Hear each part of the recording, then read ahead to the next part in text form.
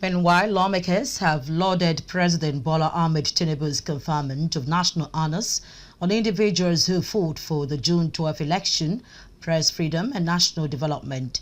In an interview with ADBN News after a joint sitting of the National Assembly to commemorate Democracy Day, the lawmakers described the president's action as a leader who values the contribution of citizens who paid the ultimate price for free, fair and credible elections in Nigeria, paving way for democracy.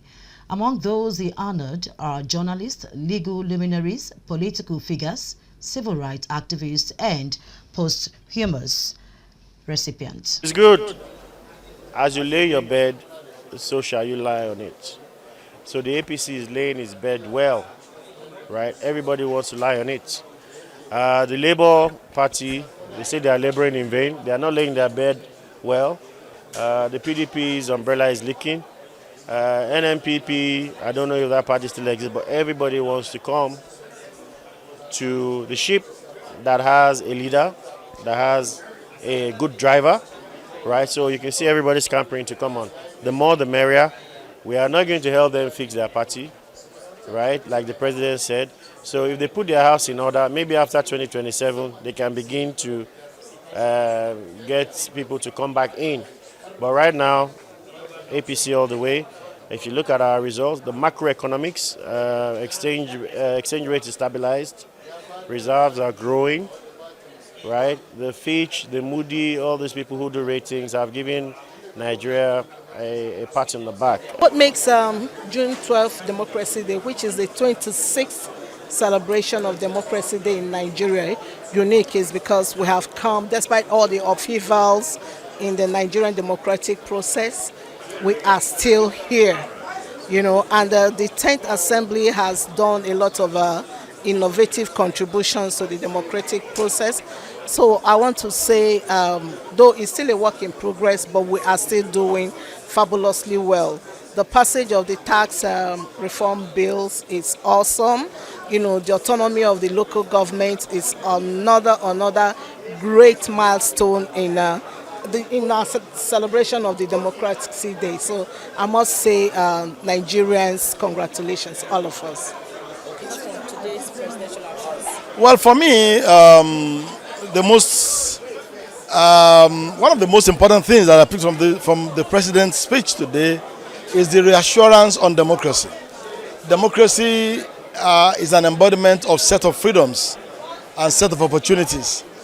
Apart from the economic assurances on economy, on social justice and what have you, the assurance that he does not have an intention to turn Nigeria into a one-party state is, to me, a very, very big point in the speech of the president. Because before now, there have been a lot of insinuations and assumptions that they are on the hand in trying to depopulate other political parties and populate the ruling party. And for the president to come on national TV to clear the air on this, to me, is very reassuring.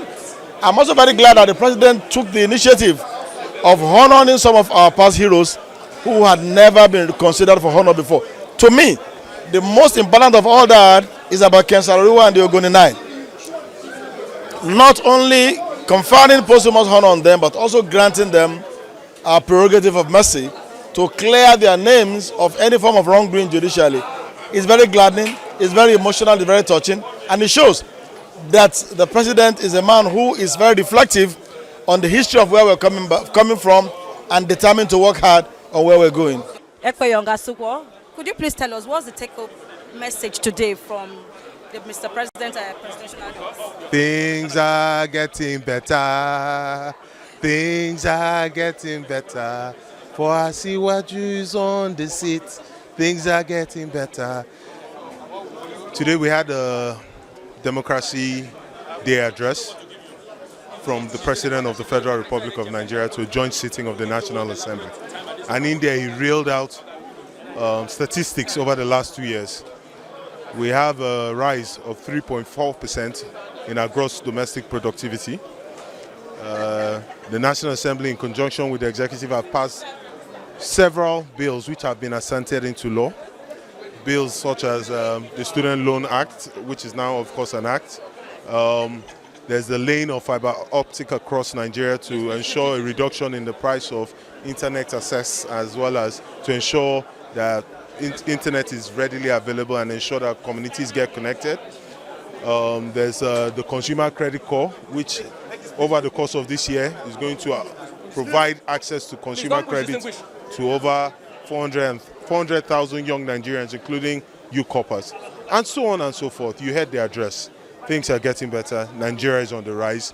The National Assembly has led under the able leadership of His Excellency, Distinguished Senator Godswill Akpabio, is charting the way legislatively for Nigeria.